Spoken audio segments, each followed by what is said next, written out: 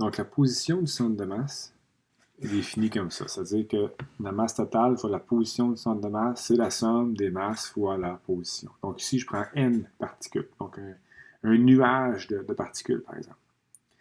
Donc, si je fais la somme de leur masse fois leur position, je vais avoir la position du centre de masse. Bon, cette équation-là, ce que je peux faire, c'est la dériver par rapport au temps. Donc, si la dérive par rapport au temps, ce qui va arriver, c'est que toutes les masses sont constantes. Le but de dériver par rapport au temps, c'est de faire apparaître la vitesse. Parce que chacun de ces termes-là, donc dr, dt, c'est toutes des vitesses. Donc, autant que la position, on peut dire que la vitesse du centre de masse peut se trouver. Donc, si on fait la somme des masses fois leur vitesse, ça nous donne la masse totale fois la vitesse du centre de masse. Étant donné que par définition, le produit m fois v, c'est la quantité de mouvement, on va avoir ici une formule qui est très importante, qui nous dit que la quantité de mouvement du centre de masse, c'est la somme des quantités de mouvement de chaque particule qui compose ce système-là. Et puis, si on dérive une deuxième fois l'équation de la vitesse, bien, je vais voir apparaître des dv/dt qui sont des accélérations. Donc, je peux en déduire que pour l'accélération du centre de masse, bien, la somme des masses fois leur accélération individuelle me donne la masse totale du système fois l'accélération du centre de masse. Puis on comprend que cette équation-là provient de l'équation de la vitesse. Donc, c'est quand j'avais dérivé, dans le fond, j'ai dérivé l'équation de la quantité de mouvement par rapport au centre de masse. Donc, par la deuxième loi de Newton, bien, le produit MA me donne la force. Donc, la masse totale fois l'accélération du centre de masse, bien, c'est la force résultante, la force appliquée sur mon centre de masse. Donc, on peut écrire l'équation suivante. Donc, la force résultante appliquée sur le système, donc la force résultante appliquée sur le centre de masse,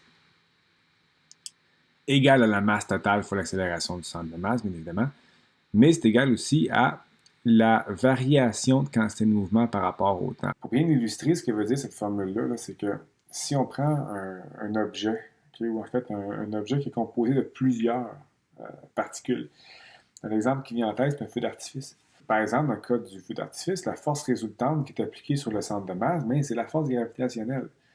Puis ça, c'est vrai autant avant qu'après l'explosion. Ça ne changera pas après l'explosion. La force gravitationnelle est appliquée sur l'ensemble du système avant et après.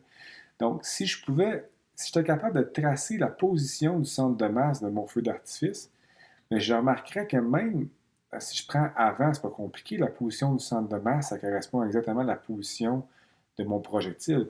Mais une fois que le feu d'artifice explose, mais si je prends la position de tout, en fait, si je calcule la position du centre de masse de mon nuage de particules en fonction du temps, bien, cette position-là va suivre la trajectoire du centre de masse comme s'il n'y avait jamais eu d'explosion.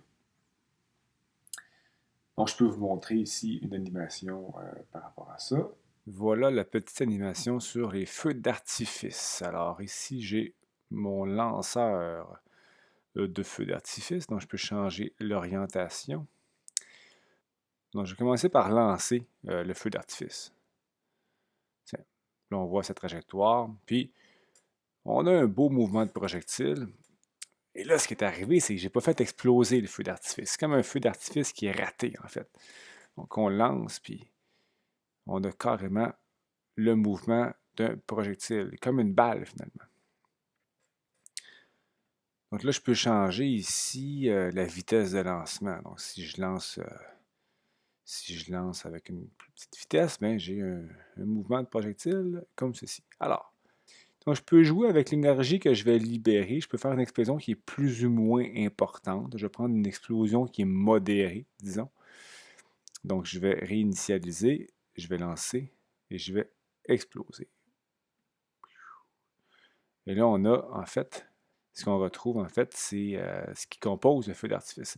Donc ici, évidemment, j'ai tracé la trajectoire du centre de masse. Donc, si je lance, donc, normalement, en fait, on ne voit pas la trajectoire du centre de masse. Mais c'est juste pour vous montrer ici que mon centre de masse, là, il poursuit son mouvement de projectile, même s'il y a une explosion. Pour mettre un effet un petit peu plus spectaculaire, je peux faire une traînée de fumée. Donc, si je lance, Si je vais lancer, et l'explosion. Donc, on a ici la fameuse... on peut voir la trajectoire, finalement, des particules qui composent le feu d'artifice. Donc, ça fait une traînée de fumée. Donc, si j'augmente l'énergie libérée, je vais avoir un feu d'artifice qui est encore plus éclaté. Si je diminue cette énergie-là, je vais avoir quelque chose qui ressemble plus à ça. Okay? Donc, si on compare, en fait, c'est intéressant parce que si on compare ce feu d'artifice-là avec une énergie libérée qui est relativement faible,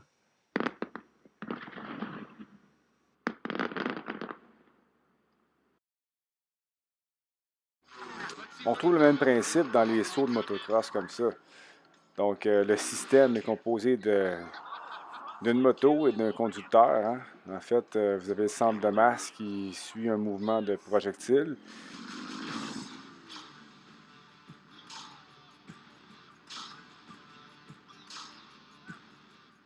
Ou encore dans le plongeon olympique, on a le centre de masse qui suit un mouvement de chute libre.